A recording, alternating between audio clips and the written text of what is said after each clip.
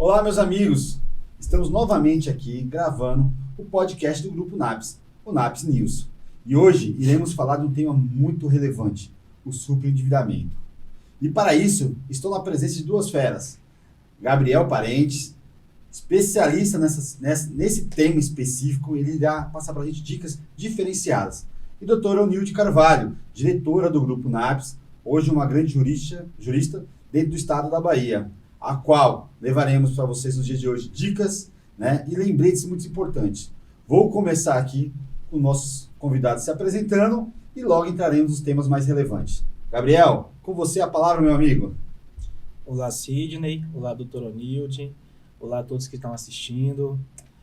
Meu nome é Gabriel, sou advogado, atuo aqui também no Grupo NAPS, sou especialista em processo civil, atuo majoritariamente também na área do consumidor, especificamente em direito bancário, e hoje estou aqui para conversar com vocês, sobre a questão da lei do superendividamento e também sobre as mudanças que essa lei trouxe, todo o auxílio que a lei trouxe no Código de Defesa do Consumidor e no Estatuto do Idoso para os consumidores e as pessoas que estão nessa situação de superendividamento. Obrigado, Gabriel. Gabriel é especialista. Tudo fica mais fácil quando a gente fala com quem conhece. Doutora Nilde, seja bem-vinda. Obrigada, Sidney. É com muito prazer que estamos aqui para mais uma gravação de podcast. Aproveitando, já peço a quem está nos acompanhando para nos seguir no nosso canal no YouTube, NAPS News. Aproveita e ativa o sininho para ficar por dentro de todos os podcasts, de todos os episódios. E, doutor Gabriel, é um prazer dividir aqui a mesa com você. Com você a palavra, Sidney. Bora lá, que o jogo é rápido, que não para, viu, Gabriel? Certo. Entenda que o dia de hoje aqui, vamos tirar todas as dúvidas e, com certeza, as pessoas que nos seguem, que nos acompanham hoje, sairão com uma nova visão. Gabriel, me fala um pouquinho sobre a lei do superendividamento, como ela funciona, quando foi criada, para que foi criada. Me ajuda, Gabriel. Certo. A lei do superendividamento, a lei 14.181, ela foi uma lei criada para alterar o Código de Defesa do Consumidor e o Estatuto do Idoso. Atualmente, eu diria que mais de 66% da população brasileira se encontra nessa situação de superendividamento. Então, essa lei foi criada com o intuito de proteger essas pessoas, de evitar e também de tratar o superendividamento. Essa lei traz uma série de medidas, não só para proteger os consumidores, mas também para solucionar essas questões. E aí, com essa lei, foram criados uma série de institutos, uma série de procedimentos para que essa questão seja solucionada. Eu fico imaginando, doutor Nilde, passamos 2 anos de pandemia. 2 anos as pessoas sem conseguir gerar emprego ou até mesmo trabalhar. Quantas pessoas foram endividadas, Gabriel? Sim, com certeza. Quantas pessoas hoje não conseguem pôr suas contas em dia e muitas vezes não tem uma noite de tranquilidade para poder dormir. Sim. Vamos lembrar que muitas mulheres, acabaram ficando desempregadas porque tinham que cuidar dos seus filhos, Me diz um pouquinho, Gabriel, como isso pode ser feito para corrigir esse endividamento, para que eles possam ter uma vida mais tranquila, Como é que eu faço para me livrar das minhas dívidas? Me diga logo, vá. Pronto. Assim, a situação de superendividamento, a gente pode reconhecer ela como uma morte civil, necessariamente, E isso, traduzindo, seria o quê? Aquela pessoa que está superendividada, ela perde totalmente o poder de consumo dela, ela é excluída do mercado de consumo. Ela não consegue mais crédito na praça, não consegue adquirir produtos, não consegue tomar empréstimo, financiar veículo, financiar carro. Essa pessoa fica totalmente alheia ao mercado de consumo. E muitas das vezes essa pessoa precisa recorrer até, inclusive, pedir auxílio a pessoas que ela conhece, que possam emprestar o nome, enfim. Traz uma limitação muito grande na vida das pessoas, ao ponto de ela não conseguir mais viver em sociedade. Importante esse tema, viu? Porque, assim, o que ele falou, morte civil, de fato, doutor Sim. Gabriel, é considerado uma morte civil, porque você não consegue mais, ser reconhecido economicamente, Isso, exatamente. Quando surge essa situação de superendividamento, a pessoa pode tomar uma série de cuidados e também de medidas, até mesmo judiciais, para poder solucionar e sair dessa situação, né? Existe a possibilidade, por exemplo, de repactuação das dívidas junto aos credores que a pessoa deve, né? Existe a possibilidade também de averiguação dos contratos que ela possui de débitos para poder verificar se existe algum tipo de abusividade, algum tipo de previsão contratual que saia daquilo que é justo, daquilo que é admitido como correto. E isso aí é uma verificação mais minuciosa que a pessoa pode buscar para poder reduzir as dívidas e também tentar saldar essas dívidas. Porque você imagina assim, doutora Nilde, muitas dessas pessoas que acabaram ficando endividadas, às vezes procuram um recurso para tentar sanar um problema e criar outro. Sim. Tem pessoas que buscam crédito em linhas que realmente são créditos vitalícios, nunca acabam. Sim, Né? sim. E o que é pior, Gabriel? Hoje o mercado de trabalho, por muitas vezes, ele consulta se a pessoa tem nome com restrição para poder fazer uma contratação. Sim. Então, Quase todas, né? Quase Sim. todos fazem isso. realmente é um momento muito perigoso para a vida do cidadão. Aquele que passa um momento tão difícil e se está endividado, né? Uhum. Agora a pergunta é, Gabriel, nós temos aí muitos aposentados, né, doutora Nilce? Muitos aposentados, sim. Aí na questão dos estão ali aposentados, eles já estão com suas margens comprometidas, ainda vão no banco pegar mais um empréstimo. Não é só Como aposentado, é que eles né? conseguem fazer isso? Não é só aposentado, servidor público, aquelas pessoas que têm a margem ali muito fixa, né, doutor? Então, assim, são servidores públicos de modo geral, seja municipal, estadual, federal, aposentados, pensionistas, tem ali o crédito muito, como é que eu posso dizer, muito próximo, né, muito peculiar, ou seja, porque tem a estabilidade do emprego, né, então, por conta disso, a oferta de crédito se torna muito maior. Sim, sim. Essas pessoas, inclusive, elas costumam ser muito assediadas por banco, né? Costumam Muito. receber ligações, propostas a todo momento de contratação de crédito, enfim. É um grupo específico, não só os aposentados, também os funcionários públicos, pensionistas, pessoas que têm aquele recebimento mensal garantido todo mês, que tem a margem consignável, que através dessa margem é possível fazer contratação de empréstimo consignado, é possível fazer contratação de créditos com desconto na margem. Essas pessoas costumam ter, sim, um assédio muito grande dos bancos, uma procura muito grande dos bancos para poder fazer contratação de crédito, para poder ter ali um crédito e um débito face àquele banco. Em relação à margem em si, existem muitas situações em que aquela pessoa que está sendo buscada pelo banco, que está buscando contratar um crédito, já tem a margem totalmente comprometida ou boa parte dela. A lei do superendividamento trouxe uma atualização nesse sentido para ter uma limitação do banco à conclusão desse empréstimo.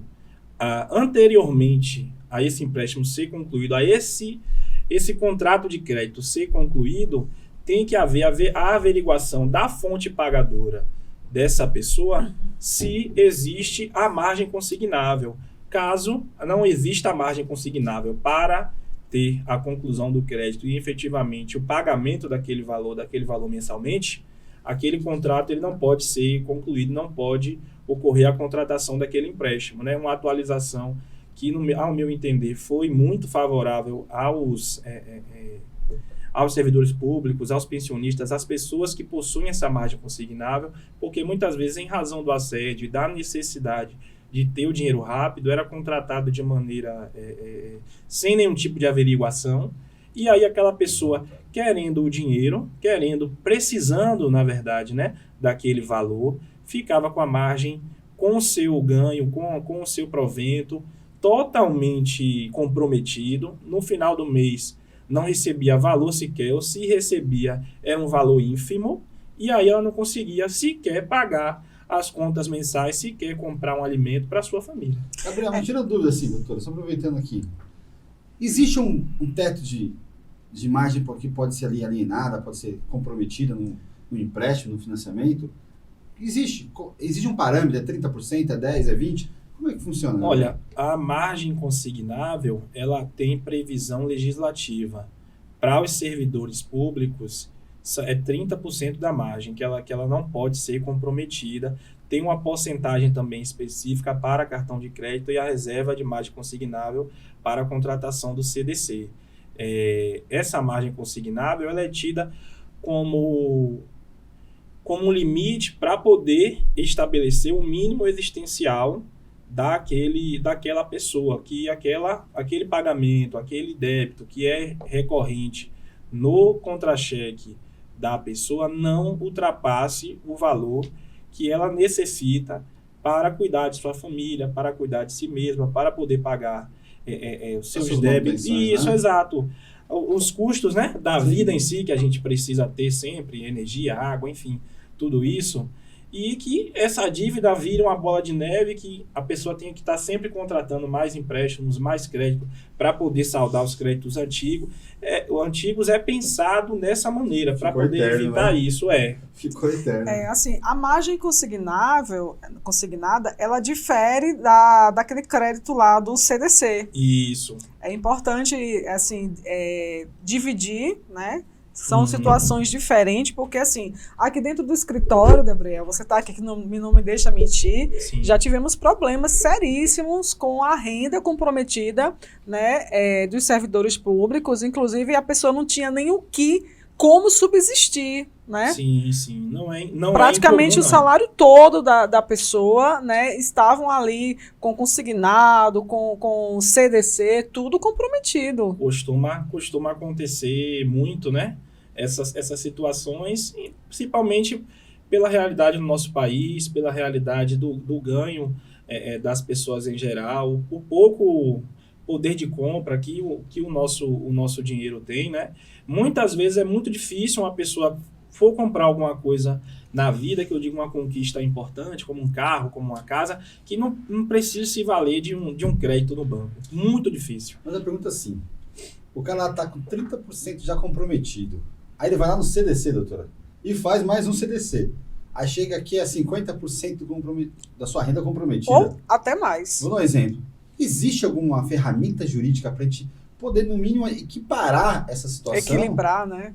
Eu acho que a gente precisa de um norte para tudo isso. Tem uma possibilidade, doutor? Claro. Em situações assim, a pessoa, né, vai ter que procurar especificamente um profissional, um advogado na área para poder auxiliar ela. E aí ela pode ajuizar uma ação em face, né, dos credores, né, primeiro, para fazer a repactuação das dívidas, efetivamente, que aquela repactuação ocorra de uma maneira que ela possa saldar as dívidas que ela tem, pagar todos os débitos e também manter o mínimo existencial dela, né? Manter a subsistência, o pagamento da alimentação, enfim, manter o sustento da família dela e dela.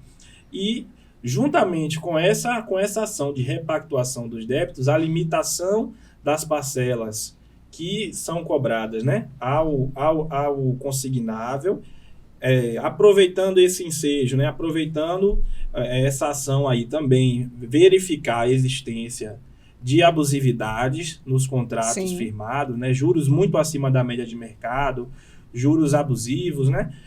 Às vezes também tem contratos que incluem venda casada de serviços que a pessoa não tem o menor interesse. Que é muito comum, né? O que é uma venda casada? É muito comum isso.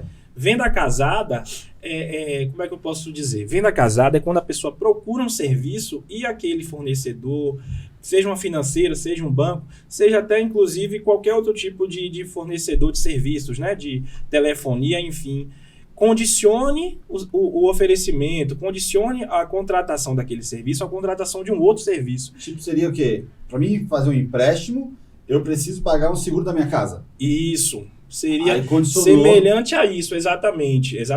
Semelhante seria uma hipótese aí que existe a venda casada. Eles alegam muitas vezes que esse empréstimo nada mais é do que uma ferramenta que o banco está te dando, mas o banco quer ter uma relação com você, então você tem que fazer aquele seguro. Sim, isso é tão comum, né, doutor? Comum demais. Muito comum. E muitas das vezes, né, alguns desses serviços, principalmente em contratos de crédito, são serviços que só trazem proveito para o banco.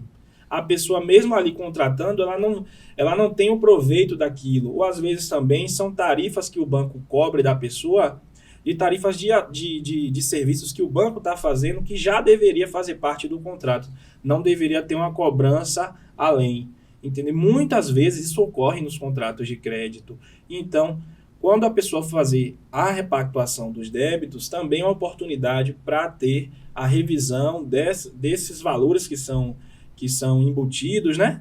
Enfim, dessas contratações que nós sabemos que são indevidas por terem sido feitas de maneira impositória, impondo a pessoa, mesmo ela sem querer, mesmo se ela tem nenhum interesse, às vezes nem sabendo que aquela contratação está ali no contrato. Porque muitas vezes a pessoa abafada, precisando do crédito... Grande, o desespero é tão grande. Exato, querendo comprar uma casa, realizando o sonho da vida dela, ter um carro, enfim, vai lá, assina o contrato, às vezes não está tendo nem ciência, nem explicação do que se trata, tudo aquilo que está sendo cobrado a ela, vai lá e contrata. Então, a ação também serve, além de repactuar as dívidas no limite temporal, para que a pessoa pague tudo aquilo num tempo certo, exato, né? Porque o certo a pessoa deve, óbvio, ninguém vai dizer que ela vai se eximir completamente de pagar o débito, mas tem que ser um pagamento feito de maneira que ela possa manter a vida, possa viver em sociedade. Isso é verdade. Olha, Gabriel, pegando um pouquinho desse gancho do que você falou, eu costumo dizer que, basicamente, todos os contratos bancários têm alguma coisa para embutir, entendeu? Sim. São contratos que são feitos por adesão, então o consumidor ele não tem autonomia para mudar cláusula nenhuma. Para negociar, não tem. Para negociar. Então, Sim. assim, quando você vai fazer isso, você já aproveita e já faz um filtro de tudo que foi cobrado indevidamente. Sim. Porque aqui dentro do escritório já teve situação de uma pessoa só ter que reenquadrar 11 contratos bancários. 11. Ou seja, sempre vai existir um vício. E assim, para aqueles que estão nos assistindo, entendam. Sempre existe uma solução. Tem sempre condições de se renegociar alguma coisa e manter o teu compromisso, que é o pagar, juntamente com pagar o que é devido. E não o que está ali exorbitante, que está ali além do que deveria, não é isso, Gabriel? Uhum. Essa lei de superendividamento, quais são as regras que, no seu ponto de vista, foram os melhores parâmetros para a criação dela, Gabriel? Olha, vamos lá. Comentar todas as especificidades que a lei do superendividamento trouxe é difícil, mas eu posso trazer algumas coisas que a lei trouxe, né? Que auxiliam, que melhorou, que foi um avanço, eu diria assim, no direito dos consumidores e também no direito das pessoas que possuem contrato de crédito. Então, são todos, né? Impossível dizer que existe alguém que não tenha algum tipo de contrato, nem que seja um cartão de crédito, nem que seja um empréstimo, um financiamento. Quase todo mundo, financiamento estudantil, quase todo mundo tem algum tipo de contrato com o banco. Isso faz parte da vida de todos, da nossa vida, enfim. O mais importante, eu entendo assim, foram as limitações que a lei do superendividamento trouxe aos bancos e também o direito que a lei do superendividamento, alguns artigos que trazem, né, direitos para as pessoas, para os consumidores. Alguns exemplos que eu posso trazer são, atualmente, a lei do superendividamento trouxe essa determinação que os bancos são obrigados a fornecer, sempre que a pessoa tiver a necessidade, fizer o requerimento, cópia dos contratos que ela possui de empréstimo, né? De empréstimo, de crédito, enfim, dos contratos que ela possui com aquela instituição financeira, porque muitas vezes os bancos se negavam a fornecer os contratos. Muito comum. E aí, até mesmo para impossibilitar, para poder frustrar a tentativa da pessoa de fazer uma análise, exato.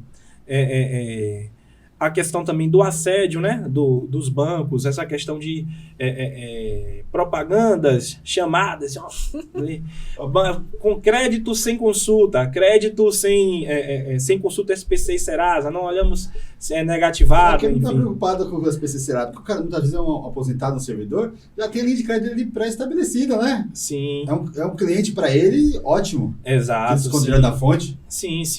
Essas chamadas assim, apelativas, né? De maneira a incentivar o crédito, o consumo do crédito. Incentivar o consumo do crédito de maneira exorbitante, também a lei limita, a lei proíbe esse tipo de prática, né? E outras limitações também que a lei do superendividamento trouxe, que o próprio Código de Defesa do Consumidor também já previa, que muitas vezes o consumidor não tem consciência disso, né? da revisão das cláusulas consideradas abusivas, enfim.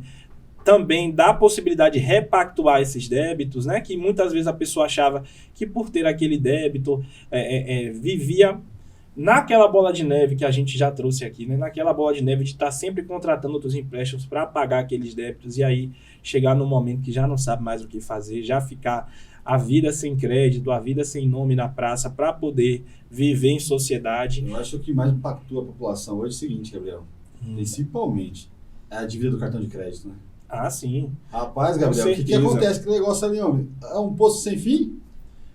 Cabe correção judicial também sobre ele, Gabriel? Claro, cabe sim. O cartão de crédito, inclusive, ele tem alguma série de limitações, né? Relacionadas aos juros que são embutidos, né? Nos débitos do cartão de crédito, enfim. É possível também fazer a revisão da dívida relacionada a cartão de crédito, das dívidas em geral, né? A lei não limita a origem da dívida relacionada a uma relação de consumo, é claro, não limita a origem da dívida para que haja a repactuação dela. Eu vou dizer assim, doutor, então, quer dizer que hoje o Sidney aqui comprou um carro, devo 5 mil, comprei uma casa, devo mais 10, usei meu cartão de crédito, devo mais 50. Se aquilo estourar a margem razoável para mim viver, para mim ter uma tranquilidade de vida, ou pelo menos para mim subsistir, existe a possibilidade de revisão desses débitos. Existe. A da repactuação desses débitos, né? Claro, o ideal, o que a própria lei do superendividamento traz, para a sociedade em geral, é a conscientização da contratação do crédito, né? Um dos objetivos, como a própria lei já diz em sua introdução, é prevenir e tratar. Então, o ideal é que a pessoa, quando for fazer esse tipo de contratações, não faça a contratação que ultrapasse a realidade financeira dela, né? Mas quando existir algum tipo de contratação, a soma desses débitos, retirar totalmente a maneira que a pessoa possa pagar os débitos dela de subsistência, alimentares, né? Aí sim é possível fazer a repactuação com um plano de pagamento, né, numa ação judicial. Nessa ação, todos os credores daquela pessoa, no caso especificamente financeiras, bancos, enfim, né? Esses credores são intimados para tomar conhecimento daquela ação, né, e também... Eles fazem parte, né, doutor, fazem do parte, processo. Né? É uma ação com todos os credores, e aí ter a repactuação daqueles débitos para que a pessoa possa saldar aquela dívida de maneira saudável. Essa repactuação seria mais ou menos assim, então, eles vão pegar a minha prestação que era 10, vão juntar todas as dívidas que eu tenho e vão reduzir as parcelas para que chegue no coeficiente pagável. Que a pessoa consiga arcar. Aproximadamente assim. Esse plano, ele faz, como é que eu posso dizer, um plano proporcional relacionado aos débitos que a pessoa possui, né? Também não pode ser injusto de ser um pagamento igualitário para dívidas que não são iguais. Faz uma repactuação proporcional dos débitos que a pessoa possui com os credores. E aí, é claro, também há a possibilidade do banco impugnar essa repactuação, né? O objetivo principal é que isso seja de maneira consensual, que haja um acordo, que haja um consenso, né, para que o consumidor e aqueles credores que ele possui possam chegar num acordo, chegar num consenso e fazer aquela repactuação do débito de maneira amigável. Mas caso isso não ocorra, aí na ação judicial o juiz vai decidir pela determinação, pela repactuação desse débito e vai haver aí a segurança, né? Que é o que se busca principalmente, da subsistência da pessoa. Interessante, Gabriel, analisar o seguinte, que muita gente poderia, o que é que eu percebo? Sim. Que muita gente poderia fazer, né, entrar com um processo para enquadrar as dívidas, né? Sim. Só que demora, não faz. E aí fica postergando um problema, entendeu? Sim, sim. Quantas e quantas pessoas já me perguntaram aqui no escritório, vocês trabalham com esse processo? E nós trabalhamos, né? Inclusive, nós temos um apoio aqui de uma contadora, que a gente faz toda uma análise, todo um estudo, para a gente ver como que se realmente a pessoa se enquadra nessa lei e como é que a gente pode fazer para que a pessoa tente, né, judicialmente, a maneira mais, digamos que, necessária para que ela venha ter a sua subsistência mesmo. Então, assim, não demora, né? Hoje nós temos um assédio, como você bem falou, muito grande para quem é aposentado, pensionista, servidor público. O crédito é muito facilitado, as pessoas estão nas suas casas, e aí o telefone liga oferecendo uma linha de crédito. Incentivado, né? também. Muito incentivado. Sim, sim. Você não precisa mais estar se dirigindo a uma instituição financeira, a um banco. Você está na sua casa. Sim, E sim. muitas vezes nem recebe contrato, né? Exato. Vai chegar no seu e-mail, Gabriel. Mas E não nunca chega, né? chega. E nunca chega. Exato. Muitas pessoas podem ter a ideia de que aquela pessoa super endividada é uma pessoa que é desonesta. É uma O que pessoa não é isso, exato, né? que não tem o interesse em pagar mesmo, né? Enfim, tem esse estigma, às vezes a pessoa pode ter esse estigma de achar, mas como ocorre, né? No trato dos consumidores com os bancos, enfim, muitas dessas pessoas são pessoas que acabaram se envolvendo em algum tipo de débito sem ter aquela intenção de estar devendo. Muitas vezes a pessoa quer pagar a dívida.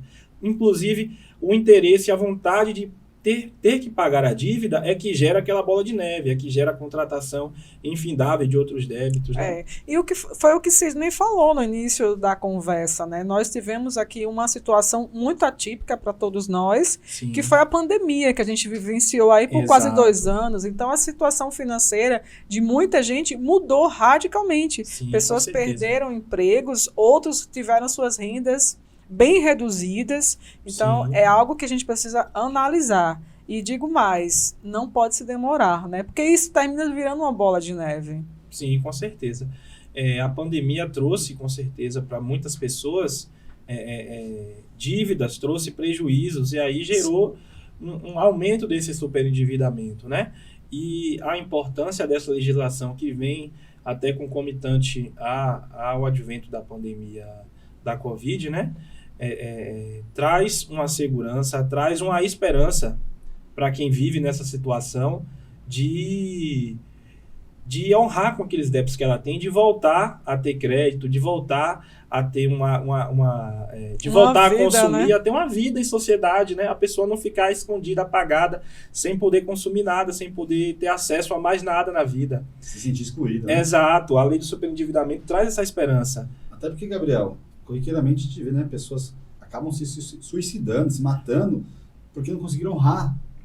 É como você disse, ela quer pagar, mas os meios não condizem com que ela consiga. Exatamente. Aí muitas chegam ao extremo. Mas lembrem todos vocês que existe forma, sim. Existe solução, né, para o Existe problema. a solução para buscar resolver essa lacuna que foi gerada, até pelo período de crise que todos passamos, né? Sim. Então, mas o importante é procurar sempre um advogado especialista, Isso, né, com que certeza. conheça o processo real, que tenha uma estrutura, porque o advogado trabalha em conjunto com o seu contador para ver o que consegue chegar em números reais, né, Gabriel? Sim. Mas o principal, procure um advogado, principalmente de sua confiança.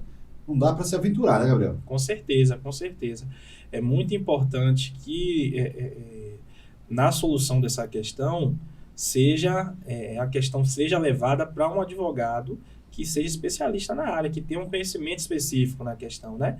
Para que aquela pessoa possa ter assegurado todos os direitos que ela possui, que a lei prevê em favor dela.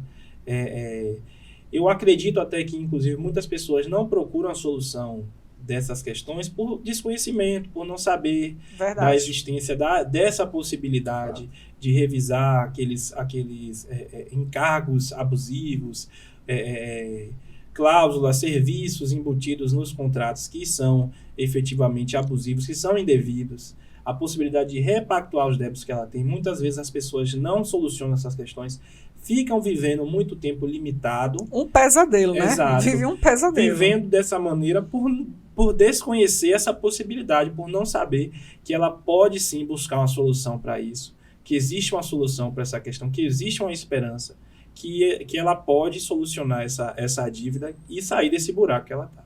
Gabriel, na sua opinião hoje, o senhor como cidadão, o que você recomenda hoje que seja feito para essa pessoa que está realmente endividada? Qual é o primeiro passo que ela tem que fazer? Pronto, olha, o primeiro passo que ela tem que fazer, no meu entender, é buscar realmente o auxílio de um advogado especialista, né? Munida dos documentos relacionados aos débitos que ela possui, para poder fazer a averiguação o quanto antes, de todos os encargos, de tudo o que é previsto, né? Do que ela está pagando efetivamente, que muitas vezes ela não sabe. Ela não sabe sequer do que ela está pagando. E aí, não só revisar, mas como renegociar esses débitos. E, claro, após isso, né, não só essa pessoa, mas também quem não está nessa situação, passar a ter um cuidado maior com aquilo que contrata, a ter um cuidado maior com os seus ganhos, né, com os débitos que a gente acaba tendo que contrair, exatamente, né? E não contratar pela emoção, né? Exatamente. E ter uma organização financeira que, infelizmente, é uma questão muito difícil aqui no nosso país, né? A organização financeira a gente não vê esse incentivo ao conhecimento em relação à organização financeira, à educação financeira das pessoas para poder gerir os recursos que ela tem, gerir o dinheiro que ela recebe, né? E as pessoas muitas vezes acabam contratando de maneira sem nenhum tipo de averiguação, né? Daquela possibilidade que ela tem de pagar aquilo, acabam contratando créditos que às vezes no final das contas acaba colocando ela nessa situação. Interessante, Gabriel, que isso é muito comum, é mais comum do que a gente pensa. Eu já escutei de algumas pessoas dizendo assim, eu não ia nem contratar esse empréstimo, mas me ligaram me oferecendo e eu contratei. Sem nem precisar. Ela contratou, né, renovou o empréstimo, uma coisa que eu também não concordo, e acho que você tem que ter muita sabedoria para a renovação de empréstimos, sim, né, contratar sim. Realmente quando existir uma necessidade, olha, eu preciso desse valor para fazer uma aplicação, fazer uma reforma na minha casa, mas assim, tem uma necessidade real para a contratação. É uma grande artimanha, inclusive, que os bancos utilizam, né? Que a gente conhece como refinanciamento. Nossa, demais. A pessoa tem um débito, aquele débito que a pessoa tem já foi de um crédito que foi aplicado juros naquele crédito, e aí ela refinancia. Aí vem tudo de novo, exato, né? Esse refinanciamento é do débito que ela tem com o banco. E mais os Isso. juros que correram. Exato. Nesse momento do refinanciamento, aplica-se juros novamente, enfim. Isso juros também, sobre juros, exato, né? Isso também gera a bola de neve, né, que a gente está falando aqui. E aí a pessoa que tinha aquele débito que não conseguia saldar, cria mais um débito maior por mais tempo. E aí ela fica presa sempre nesse débito que ela tem, nessa dívida, e não consegue saldar nunca. Mas assim, Gabriel, no seu ponto de vista, uma pessoa ela recebeu uma ligação, né, para fazer um refinanciamento de uma dívida que ela já não está nem podendo pagar, digamos assim. O que é que você recomendaria para esse tipo de pessoa? Pronto. A pessoa muitas vezes, né, tem aquele débito, e os bancos sempre oferecem, alguns bancos, né, costumam estar oferecendo refinanciamento, não só para repactuar aquela dívida da maneira do banco, né, do refinanciamento, mas também para oferecer com esse refinanciamento o que a gente conhece como troco, né? Sim, muito exato, comum, como a gente conhece como troco. E aí a pessoa, só pensando no valor daquela parcela, exato, e no troco que pretende receber, vai lá e contrata. Eu aconselho, o conselho que a gente pode dar aqui é que vá com calma, não vá pela emoção, não contrate empréstimo à torto e à direito, sem primeiro analisar bem o seu contra-cheque, os seus ganhos, a sua renda, entendeu? Se tiver uma dificuldade em pagar um débito, olha, eu estou com um empréstimo, não consigo pagar, vai no banco para tentar renegociar? Não, tenha calma. procure primeiro um especialista, veja se tem a possibilidade de reduzir aquele débito, se existe naquele débito algum tipo de cláusula, de encargo abusivo que possa ser retirado. Muitas vezes as pessoas não fazem isso, não buscam um auxílio para poder solucionar as questões dela, procuram solucionar de maneiras alternativas que acabam criando ainda mais problemas, exatamente, piorando ainda mais a situação dela. Complicado. É dolorido, né? Gabriel, agradeço a sua presença hoje, novamente aos nossos estúdios. Iremos contar ainda mais com o seu conhecimento aqui conosco, né? Hoje vamos estar findando aqui o nosso episódio. O Gabriel virá novamente com outras matérias. Agradeço muito, Gabriel, e fica aqui o meu aviso aos nossos seguidores que aqui é fonte de conhecimento. Venham, busquem e se saceiem disso, para que o prejuízo futuro de vocês não seja tão grande.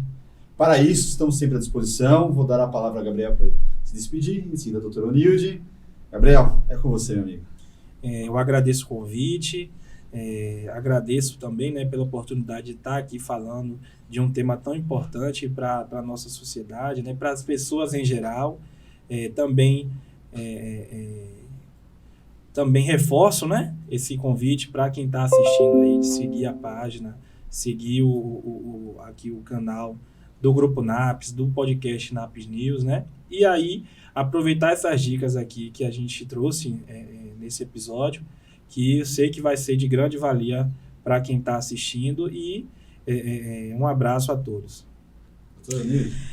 Bem, doutor Gabriel, muito obrigada pela sua participação. Acredito eu que foi, sem dúvida nenhuma, uma fonte de conhecimento, porque é um assunto que envolve a vida financeira da pessoa, é algo assim delicado, entendeu? E assim, no meu ponto de vista, foi extremamente esclarecedor, tá? E aí eu peço para o pessoal também, reitero o convite, nos siga, né, nas nossas páginas e no nosso canal do YouTube, NAPS News, e também convido, né, os clientes que queiram participar conosco aqui do podcast para estar trocando algumas ideias, né? A gente também solicita recomendações de temas que a gente pode estar tratando aqui, porque a gente esclarece um assunto, mas assim, de uma abrangência muito geral, né? Isso realmente vai impactar a vida de muita gente. Agradeço demais pela participação e obrigada a todos.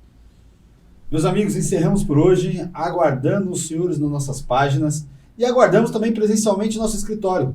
Venham tomar um café conosco. Um grande abraço. Até logo.